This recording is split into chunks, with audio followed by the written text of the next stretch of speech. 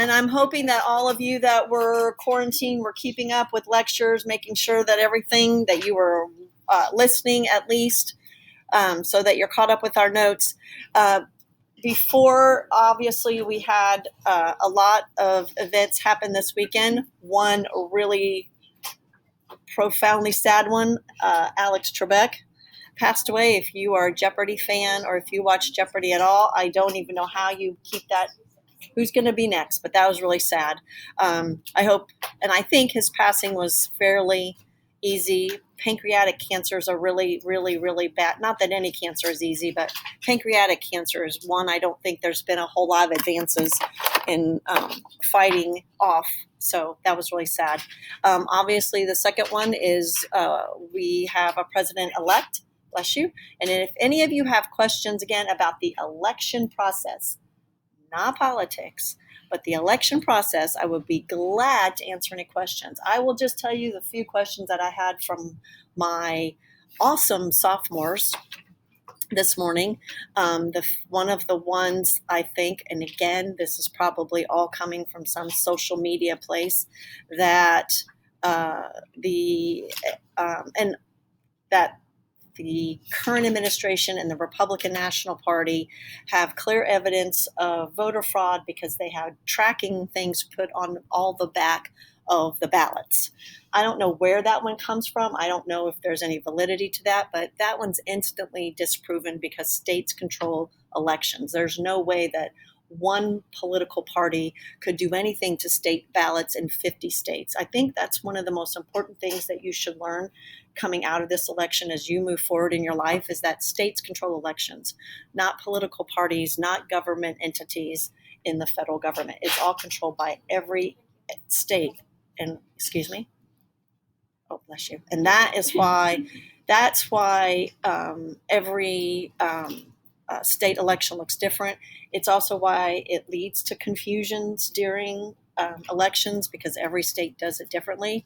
But I just want to say to find voter fraud is an important task if voter fraud is detected. The state oversights do a really good job, which is why if we have voter fraud, we know about it. And because that is what happens in elections, they're watched over by the Secretary of State. They're watched over by every member of each political party has members that attend. And again, those of you that are interested in politics, by the time when you turn, usually they don't let 18-year-olds, but you're eligible at 18 to participate as an advocate for a political party to observe elections. Everybody can petition. You can go to either the Sullivan County Republican Party, Sullivan County Democratic Party, and say that you want to participate. I know they would be glad to have you because it's hard to get young people involved in politics. But most of the court cases that have been brought forward by the Republican National Party haven't made it past the first filing in any court. In other words, the judge is reading the brief that the RNC puts forward and not even having a hearing on it because there's no evidence. And that, again, is the crucial part. In order to bring a case forward, you have to have evidence, not hearsay, not someone said, not thoughts that there could be. You have to have hard evidence. And with that hard evidence is facts. So that, again, makes that a little more difficult.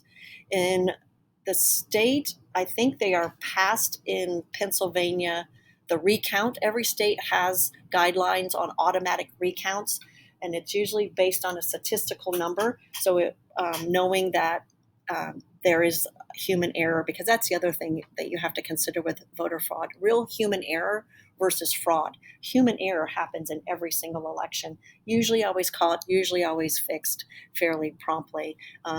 But fraud is different than human error. Human error is people mishandling paper, counting wrong, or running something in, and that's usually always caught. States also have, again, in their election policies, runoff if the numbers are too close. So if the numbers are too close, states automatically do a recount. and they'll do it themselves. The candidates also have the right to ask for recounts. States do that very differently. Almost always, whoever requests a recount, if it's not in a state that automatically does one, they have to pay for it. So that's one of the issues for the Trump campaign that they are currently raising money for, is to pay for some of those recounts because they're fairly expensive. Some even require that you pay a deposit up front before they will actually do the recount. I think Pennsylvania is past Vice President Biden, or however we want to call President-elect Biden now, is past the number that's required for a recount. Georgia, I think, is still within the limits of a recount, but the votes aren't still all counted there. I don't think there's an automatic recount in Arizona. I don't think there's an automatic recount in Nevada. There is an automatic recount in Wisconsin, but I'm not sure that Vice President Biden has already gone past that. There is also a time. So there is a time limit on which President Trump must file if he wants these things to happen. And every state has a different one, again, which makes it difficult. So that process will be probably finished by the end of the week, legally speaking. In the news, if you pay attention, there's been a lot of discussion about the 2000 election between Vice President Gore and then second elect President Bush in Florida. The difference between that one and that reason going to the Supreme Court, because the difference in that state was about 547 votes, which is definitely within a margin of human error, which is why that went forward. And then secondly, you should know that the Supreme Court did not decide that election. It wasn't decided by the Supreme Court. The Supreme Court just simply said, stop counting. And you have to deal with the ballots that you've looked at. So Supreme Courts don't decide elections. The people of each state decide elections. So it'll be interesting the next couple of days. Please feel free to ask me any questions about, again, the process. And I would highly, again, encourage you, just like I encouraged my student that told me that President Trump had an encrypted code on the back of every elected ballot, that, number one, that's impossible. States control ballots. Ballots don't even look the same in every state. That you actually do the math and figure that out for yourself. Be informed. You guys have the world at your hand, and it does way more than memes and TikToks and all that other stuff, especially with voting registration. You can look at the voter registration of any state at any time. Someone in my 4th hour said there were more people that voted in Wisconsin that were actually registered. It took me 2 minutes to show. It took me longer to do the screenshots and all that to find, no, that's not true. Here's the registered voters in the state of Wisconsin. Here's how many people voted. There was 3.2 million people that did not vote in the state of Wisconsin. I mean, the people that don't vote are astronomical. As close as this election is, there's lots of people that don't vote. So any questions before we get back in Jackson? Feel free to ask. If you think it's a question, I'm sure someone else has something. Everybody good? Any other questions? The last thing that will be probably those of you that pay attention to politics, that will be exploding, and if you're on social media, it will be the runoff Senate seats in the state of Georgia. So to win the election in the state of Georgia, or for Senate seat or House of Representative seat, you have to win by more than 50% of the vote. And Georgia was electing 2 senators. Neither one of them got more than 50%, so there'll be a runoff election in January. And that will be gigantically huge because whomever wins that will control the Senate. So that will probably be the gigantic focus of everything political, that those of you that are on social media, will be those 2 seats in Georgia. So questions about anything else? Okay. If you think of anything, feel free to ask me. All right, so now we're back at Jackson. Andrew Jackson on page 4.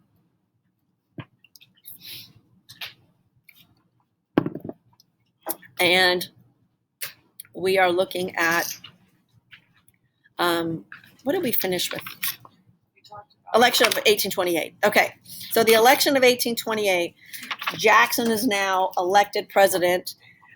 My top of my notes didn't make sense to me. Jackson's support comes from three very specific areas. The West, which is, again, everything on the other side of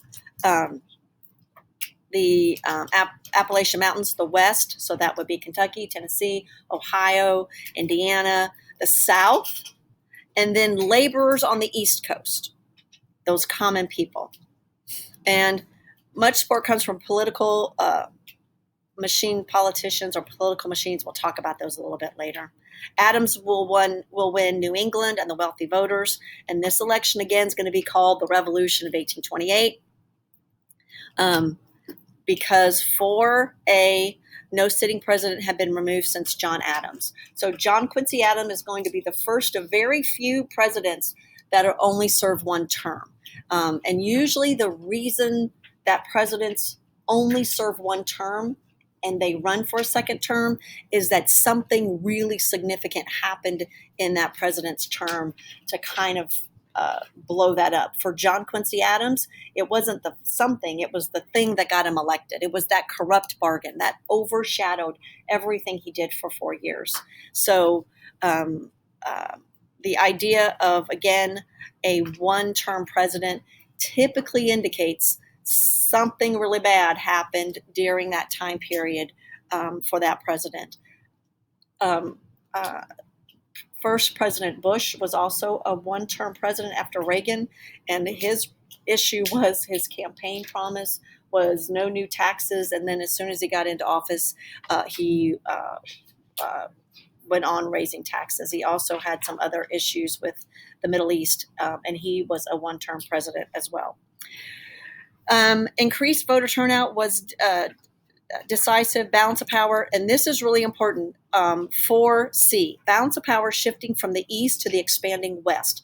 That's what the east, those New England northern states had worried about since the end of the Revolutionary War, and selling those federal lands and opening up those federal lands for people to move west. That was one of their biggest concerns from the very beginning. And it's the reason, again, why they were never in support of the House of Representatives with population, because they knew population centers were going to move. And they were doing that.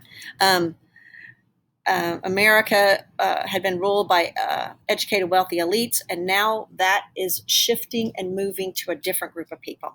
So Andrew Jackson, again, he's called Old Hickory. A hickory tree is a really hardwood tree. It bends, it doesn't break. He is the personification of this idea of the New West, what this self-made common man, rugged individual looks like. He sees the federal government as a haven for wealth. He seeks to reduce the role of the federal government in favor of states' rights, but he's going to have a really big problem with John C. Calhoun with this states' rights things. Andrew Jackson is really going to be an interesting president to try to put in a pigeonhole. He's not going to fit in a box, because as much as he supports states' rights, he is going to get almost to the point of a war against South Carolina about those states' rights. So he will be very difficult to make and put in a certain place because of the way that he thinks. Most important is number 4. He is a strong unionist and a nationalist. So even though he supports state rights, his overarching political philosophy is as a unionist, that the union is the most important, that the national federal government is the supreme law of the land. And at number 5, I will put a big star by number 5. At times defied the will of Congress and the Supreme Court. So the Supreme Court is going to put out a ruling about, that's the one little worksheet that you have. Hopefully you think that, and it does, it looks so really weird. We don't have worksheets in this class that look like your Worcester versus Georgia, because that is a worksheet from when I taught government way back in the day. But it's a really good worksheet of about understanding not only the court case, but also understanding how Andrew Jackson defies the Supreme Court. The Supreme Court says that those Indians have a right to stay there. They're a sovereign nation. Andrew Jackson said, come at me, Supreme Court. I'm taking my army.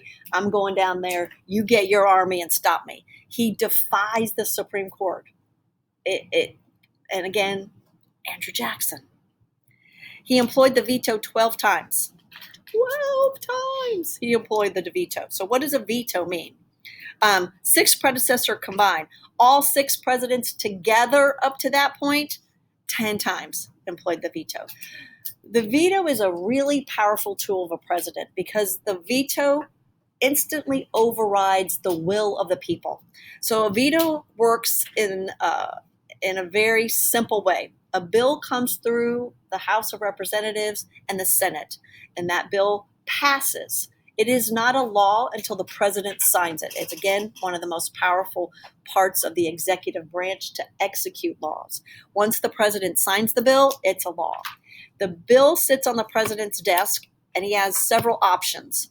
One, the easiest one, is to sign it, and it becomes a law.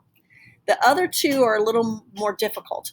The easier of the 2 is called a pocket veto. And a pocket veto means the president just takes the bill and sticks it in a pocket or a drawer, figuratively, and leaves it there until the session of Congress ends. And when the session of Congress ends, then that bill is gone. It's just reduced. So the president avoids any kind of backlash from the public of vetoing a bill that may be controversial, and he gets rid of the bill. Or if he feels convicted in his beliefs, vetoes the bill and says no. Then that bill goes back, has to go through things again. It's really hard to override a presidential veto. But the veto overrides the will of the people, and it's a strong, powerful act by a president to enact a veto. Andrew Jackson's going to do it 12 times. I do not think we have any president even close to doing that 12 times. It is a lot to do a veto that long.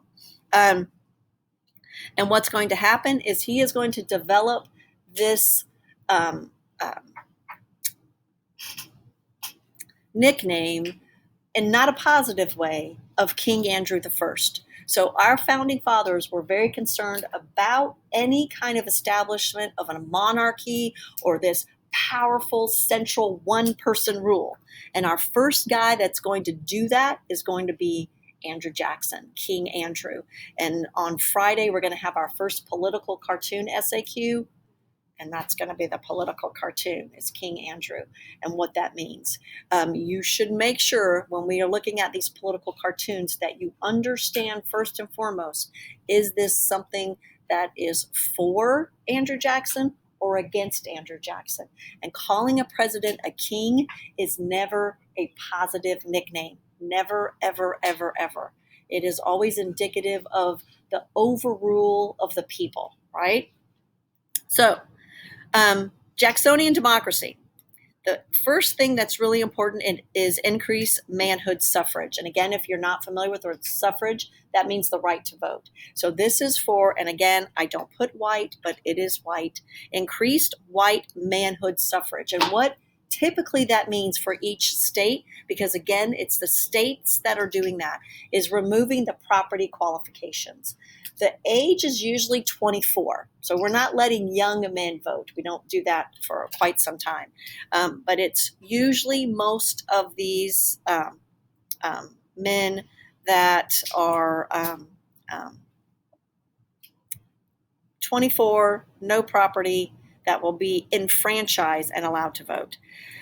We'll talk about the caucuses in a little bit. C is the spoil system. There is no president that enjoyed or used the spoils system more often than Andrew Jackson. And it very simply says, to the victor goes the spoils. I won. I'm in charge of everything. And so what that does is he rewards political supporters with public office. Now, that's the rule these days, right? The president usually rewards people that supported the campaign, that worked for the campaign with positions in the federal government. And those positions can be anything from something as simple as being the ambassador to Canada, or it can be something as large as running the Department of Defense. And those issues put you in very powerful positions to help yourself politically, economically, and those positions until we get to Andrew Jackson had pretty much been overseen by the Senate. What happens now is this whole thing is going to be turned up on its end by Jackson rewarding people for supporting his candidacy and working for his campaign. Again, if you put people in those positions that are knowledgeable, they work fine. But if you don't, it really tends to make government a difficult thing to function. This is going to be engineered by Martin Van Buren, and it should not be lost on you. Guess who the next president of the United States is going to be after Andrew Jackson? Is going to be Martin Van Buren. Martin Van Buren is going to be Andrew Jackson's puppet, and he starts right now with this spoils system. Jackson believed in the ideal rotation or turnabout as fair play, and he said civil service become corrupt, and then 2B, let as many citizens as possible hold office for at least short amount of time. His biggest goal, though, is 2C, get rid of everybody that Adams and Clay appointed. Get rid of all of them. You guys are gone. You're out. You were part of that corrupt bargain. Get out. You're done.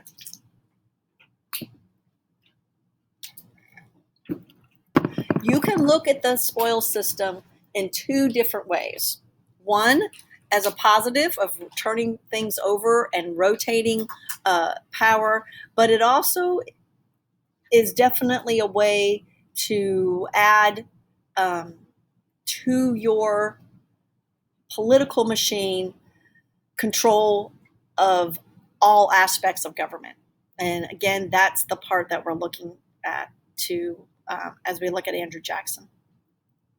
A national political machine is built around Jackson. So let's stop for a moment and make sure that we understand a political machine. So first of all, obviously it's not a real machine, but we're looking at the functions of a machine. So, and this is really important to understand because political machines are going to control elections until the 20th century.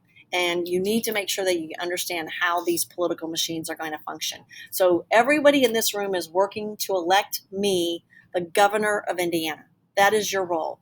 You guys are going to go out and do everything you possibly can at this point, and we're in 1828, so anything is on the books. We don't have any rules yet. You can bribe, you can offer things, and what I tell you people before you go out and do your job is you help me, I will reward you. I will reward you once I'm elected the governor of the state of Indiana. So I then am I am then elected to the governor of the great state of Indiana. And I now am out to reward you all for what role you played in. So I'm going to start giving you jobs. I'm going to start the first row will now be my state judges. Alyssa's a state judge, Brooklyn's a state judge, Johnny, Finn. You know anything about the law? Nope. But guess what? You are now a judge, and I have the power to make you a judge. My whole second row back there, Rocco, Wyatt, Walker, Sophie, Chloe, and Brooklyn, you guys are now all in charge of the different departments of Interior, Education, all those departments. You're in charge.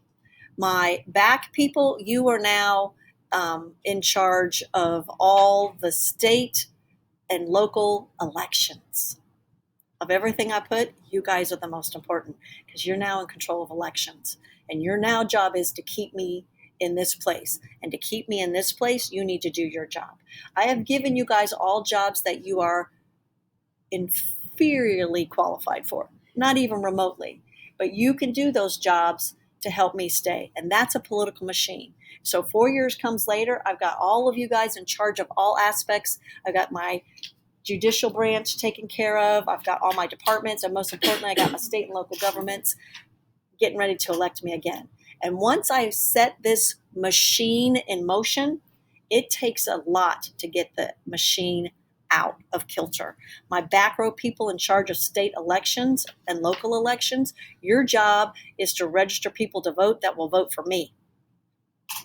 Not to register everybody to vote, but register people that will vote for me. My judges, your job is to throw out any kind of court case that you can that's going to go against me. Everybody else is working to keep me, because if you keep me, you keep your job. So my person that's the department, I'm going to make you the Department of Interior for the state of Indiana. Department of Interior controls state lands. You know everything about everything, selling everything, all the land. You're going to let people know ahead of time what land is going to be available. You're going to let people know ahead of time the price of things. So they pay you kickbacks so that you tell them what's in advance, right? All of that will happen to your benefit. So your benefit to keep you paying and you getting that money is to keep me governor. Does that make sense? That's the machine. It is so hard once this machine is in action to stop it. It will be virtually impossible. From this point forward until we get to the beginning of the 20th century, political machines will control everything. Everything. There will be, and you don't need to write this in your notes because we're way ahead, but when we get to the Gilded Age, there will be a political cartoonist, Mr. Nast, who will draw all these political cartoons about Tammany Hall, and is so effective. He offers Tammany Hall offers him $100,000 to go to Paris to learn real art, to stop drawing cartoons. $100,000 in 1890 pretty much would have set you up for life. Like, he could have moved. That's how much of an issue this was. And Mr. Nass said, nope, stay in here. My job is to get you out, Boss Tweed, to kick you out of these political machines. So this is the beginnings, and they are corrupt. They're about benefiting the people in office, and especially the office that will benefit or that pays all of that out. 3C, political corruption. Political corruption like we have never, ever, ever seen, and hopefully never, ever, ever see again. It is truly corrupt, and people are going to make a lot of money. People are going to use the office of the presidency, office of senators, all of these things to ensure that these political machines move forward and that everybody makes money. So the first thing that Andrew Jackson has to worry about is his kitchen cabinet and Vice President Calhoun's resignation. So a kitchen cabinet is different than a regular cabinet. At this point, the cabinet of the United States is Secretary of War, Secretary of Treasury, Secretary of State. Those all are appointed by the president, but they have to be approved by the Senate. It's one of the things that President Trump employed as well in using acting Secretary of State and acting. And when that word acting was in front of it, it meant that those positions were not approved by the Senate. And it changes the dichotomy of what those people are doing and what they're responsible for. And so Jackson tries to get around that by having this kitchen cabinet, this informal group of people. Presidents still have them. It's an informal group of about 13 advisors. Most are newspaper people. Critics don't like these members because they are not responsible to the public. And it's the reason, again, that the members of the cabinet are approved by the Senate, because the Senate needs to go through the motions to make sure that these people have not only the credentials, but they also have background checks done on them, security checks done on them, to ensure that the information that they're getting will not be used against the United States in any way. Congress sees this as a threat. It's not unconstitutional. He can consult with whomever he wants, but that's one of the big issues. The big, giant issue with President Calhoun is this Webster-Hayne debate. And this thing, you have to know everything about this. It is crucial. It is important. It is a giant showdown between the federal government and the state government. And this is where you can't pigeonhole Andrew Jackson because he's from the West and had support from the South as this state's writer, okay? So in 1829, New England Senate introduced a bill to curb the sale of public lands. And what this means, and what this bill means, is New England sees the population moving west. And if the population moves west, New England loses representation. And why that's important, I feel very certain. We just had a census that ended last month.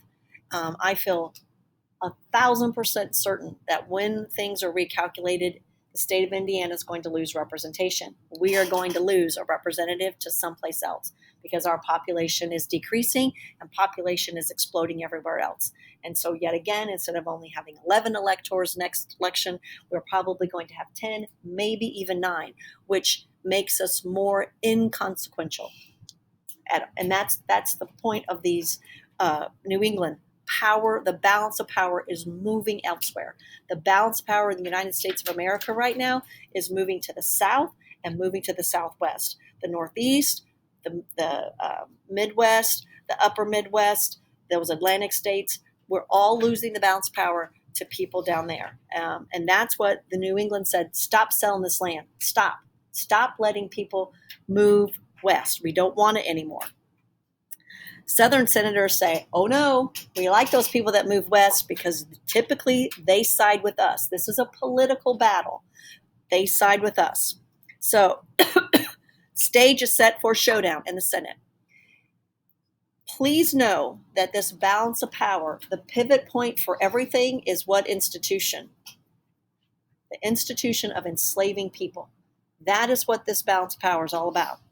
The pivot on which all of this moves, this fulcrum moving, this balance is the idea of enslaving human beings. If we take that issue off the table, none of this matters. None of this matters. But the issue is the South cannot have that issue come up in the Senate or the House because of the balance of powers shifting. So, Senator Robert Hayne is from South Carolina. And again, remember I told you from this point forward, any kind of shenanigans going on, I haven't used that word in a long time, it is always going to be from South Carolina. Always. South Carolina at this point.